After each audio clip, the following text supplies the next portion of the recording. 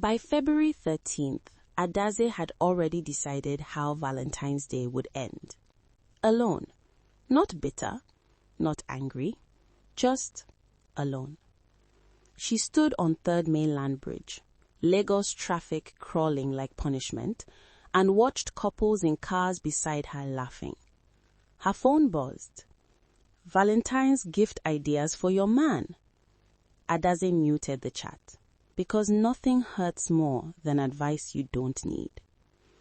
At 31, she had done love properly, and still, Valentine's Day always arrived like a reminder of something unfinished. Adaeze Nwoye was accomplished, senior brand strategist, well paid, well respected. But relationships, they always ended the same way. Men liked her until they realized she had standards. In Nigeria, that makes you too much. 3 years earlier, a boyfriend forgot their Valentine's date. He laughed. You know I'm not really into all these Valentine's things. He wasn't against Valentine's Day. He was against effort. She promised herself, I will never beg someone to show up for me again. On February 13th, her boss called an emergency meeting. At 9:47 p.m., the office was almost empty. That was when she noticed him, Kunle, the quiet project manager. He walked past her desk and paused. You're still here? She nodded. So are you. He smiled. Valentine's Eve overtime, that's rough. Kunle hesitated, then said something unexpected. If you're not doing anything tomorrow evening, I'm cooking. Adaeze almost said no. She was tired of hoping. But something about Kunle felt steady. She took a breath. Okay, she said. February 14th arrived quietly. At 6:30 p.m., Kunle texted, I'm outside. On time. His apartment was modest, clean, warm. The smell of food filled the room. They talked. At some point, Adaeze asked, Why did you invite me?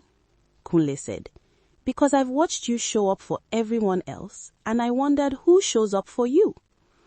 Later, Adaeze said what she rarely said aloud. I'm tired of being the one who plans everything. Kunle nodded slowly. I don't think love should feel like persuasion. There was no kiss. When it was time to leave, he said, Thank you for coming. And that somehow meant more. 1 year later. Another Valentine's Day. Adaeze awoke to sunlight. Her phone buzzed. A message. I'll be home by 7. Don't cook. She smiled. Kunle didn't love loudly. He loved reliably. That evening, as they ate dinner together, Kunle reached across the table and said, You once told me you didn't want to beg for love. Adaeze nodded. So, I decided to be the kind of man that doesn't need to be begged. Her eyes stung. Because sometimes love doesn't arrive loudly. Sometimes it just shows up and keeps showing up. Valentine's Day doesn't measure love by gifts. It reveals effort patterns. If someone truly cares, you won't have to chase consistency, translate basic respect, lower your expectations to survive. Love isn't proven by one big day. It's proven by who shows up before, during, and after Valentine's Day.